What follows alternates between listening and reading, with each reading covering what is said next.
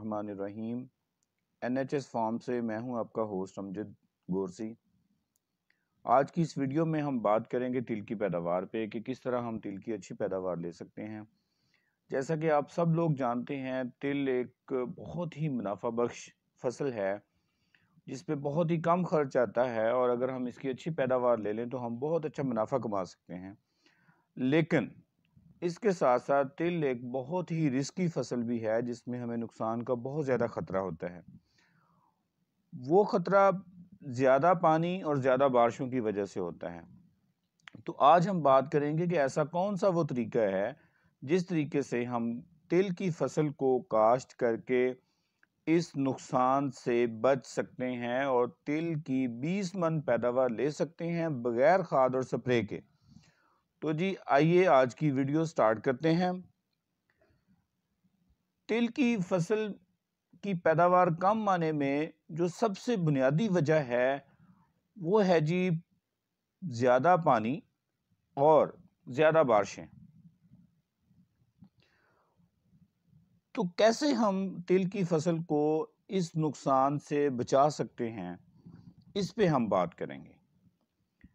देखिए जी, तिल जो है उसको बहुत ही कम पानी की ज़रूरत होती है। इसे सहरा का पौधा कहा जाता है। ये कपास की निस्बत, बाजरा की निस्बत, ज्वार की निस्बत सबसे कम पानी की ज़रूरत तिल को होती है। तिल को थोड़ी सी भी पानी की ज़्यादती तिल की फसल को बर्बाद कर सकती है।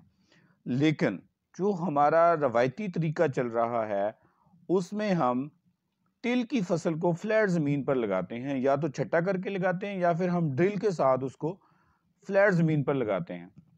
तो जब हम उसे फ्लड इरीगेट करते हैं तो बाज़ दफ़ा हमने देखा है कि सख्त गर्मी में जब हम उसे फ्लड इरीगेट करते हैं तो पूरी की पूरी फसल जो है वो जी लेट जाती है, सो जाती है, मर जाती है।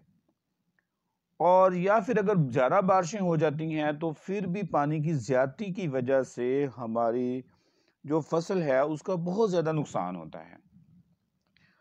तो अगर हम इसको पायदार कुदरती निज़ाम काश्तकारी के असूलों के तहत काश्त करें तो हम इस नुकसान से बच सकते हैं और हम बहुत अच्छी पैदावार ले सकते हैं, वो भी बगैर किसी फर्टिलाइज़र के और बगैर किसी स्प्रे के।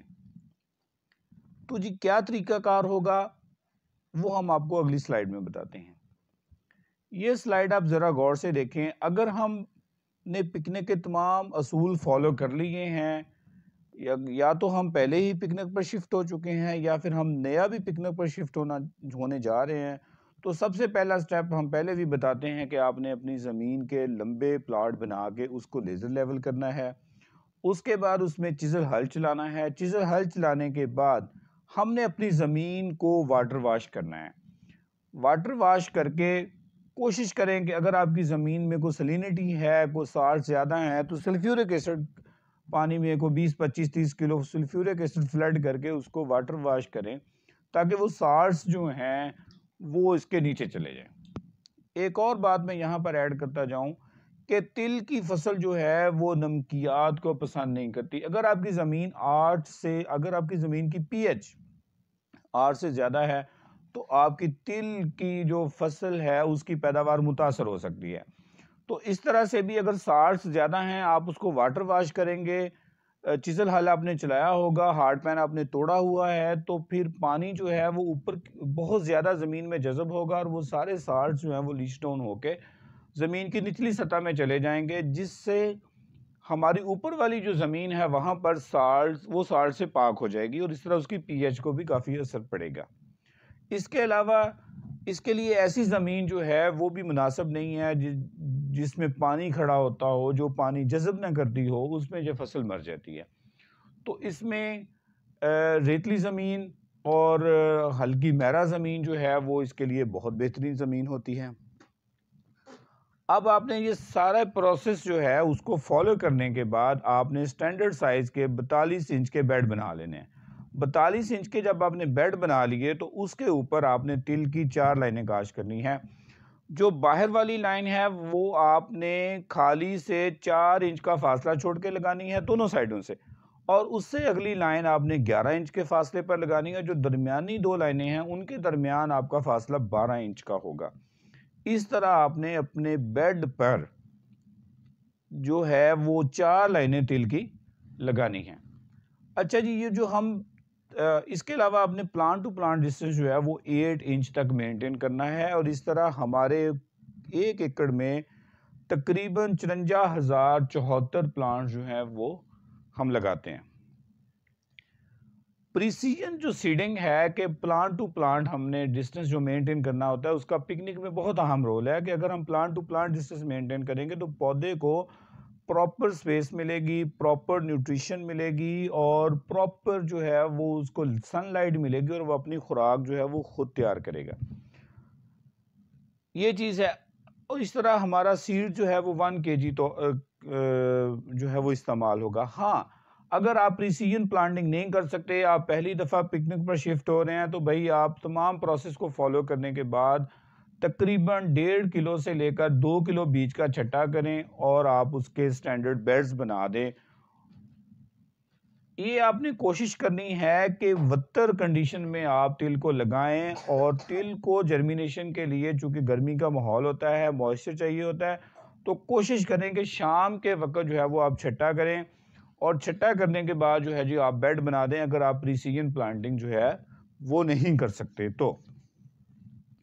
अब अपने ख्याल ये करना है कि आपने पानी जो है वो खालियों में देना है, और पानी जब आप पहला पानी लगाएंगे, इसको ये याद रख लें, हमेशा पिकनिक पर जब आप पहला पानी लगाते हैं तो पानी, जब भी पानी लगाएं, पानी की बहुत स्लो पानी लगाएं, ज़्यादा तेज़ पानी ना लगाएं, ज़्यादा मिकदार में पानी ना लगाएं, ताकि स्लो स्लो आप पानी देंगे तो पानी जो है वो बेड्स में जज़ब होगा और मुकम्मल तौर पर मॉइस्चर मिलेगी। अब मैं थोड़ा सा ऐड करता जाऊं कि जी वैरायटीज़ की बात करते हैं। इस वक्त सबसे ज़्यादा जो वैरायटी है वो TH6 लग रही है, जिसको हम तिली भी कहते हैं। वो तिल की एक वैरायटी है जिसका हमने तिली नाम रख लिया। इसके अलावा TH5 जो है वो एक वैरायटी है। अब TH5 जो है ना जी, उसमें अगर आपकी प्लांट पॉपुलेशन कम भी होगी तो वो चूंकि ब्रांचेस बनाती है और ब्रांचेस बना के फल लेती है, लेकिन जो तिली है या TH6 जो है वो अपने तने के साथ साथ जो है वो फलियां बनाती है, तो उसमें नंबर ऑफ प्लांट्स आपके जो हैं वो बिल्कुल कम नहीं होने चाहिए। इसके अलावा जी, इसको आप अगर 2 फसलें लेना चाहते हैं तो आप मिड ऑफ फरवरी में, जबकि आपका सॉइल टेम्परेचर 21 डिग्री तक पहुंच जाए, तो आप इसको काश्त कर सकते हैं। ये तकरीबन 120 से लेकर 150 दिन की फसल है। इस तरह आप जो है वो 2 फसलें ले सकते हैं इसकी। और अगर आप एक फसल लेना चाहते हैं, जब हमारे वो भाई जो कि गंदम के बाद पिकनिक पर शिफ्ट होना चाहते हैं, उनके लिए भी तिल की ऑप्शन जो है वो बहुत अच्छी ऑप्शन है। अब सवाल ये है कि किस तरह हम इस तरीके में बगैर फर्टिलाइज़र और बगैर स्प्रे के 20 मन तक पैदावार ले। देखें, ये जो हम सिस्टम फॉलो कर रहे हैं, इसमें पौधे को उसका आइडियल माहौल मिलता है। पौधे को सिर्फ मॉइस्चर मिलती है। जब पौधे को सिर्फ मॉइस्चर मिलेगी, वत्तर मिलेगी, तो उसकी ग्रोथ जो है वो स्टॉप नहीं होगी, वो हेल्दी होगा। दूसरा, जब हम रेस बेड्स बना लेते हैं और हम अपनी ज़मीन में एरोबिक इन्वायरमेंट देते हैं, एरोबिक इन्वायरमेंट देने से वो माइक्रो ऑर्गेनिज़म्स जो कि हमारी ज़मीन के लिए और हमारे पौधे के लिए बेनिफिशियल हैं, वो ज़मीन में मौजूद जो बहुत सारे मिनरल्स हैं उनको पौधे के लिए अवेलेबल करते हैं, और एरोबिक कंडीशंस में जो ज़मीन का बायोटा है वो ज़िंदा होना शुरू हो जाता है, और इस तरह वो पौधे को वो वाली खुराक मुहैया करता है जो पौधे को चाहिए होती है। वो बिल्कुल बैलेंस खुराक होती है। जब बैलेंस जी, तो जब पौधे को बैलेंस डाइट मिलेगी तो पौधे के बीमार होने के चांस कम हो जाएंगे, पौधे में इम्यूनिटी होगी, वो अपने ऊपर हमला करने वाले कीड़ों का ज़्यादा बेहतर तरीके से मुकाबला कर सकेगा, वो अपने ऊपर हमला आवर होने वाली बीमारियों का ज़्यादा बेहतर तरीके से मुकाबला करने के काबिल होगा। इसके अलावा एक बैक्टीरिया है जिसे हम बैसिलस थ्यूजेंसिस कहते हैं, जिसे बीटी के नाम से भी हम जानते हैं।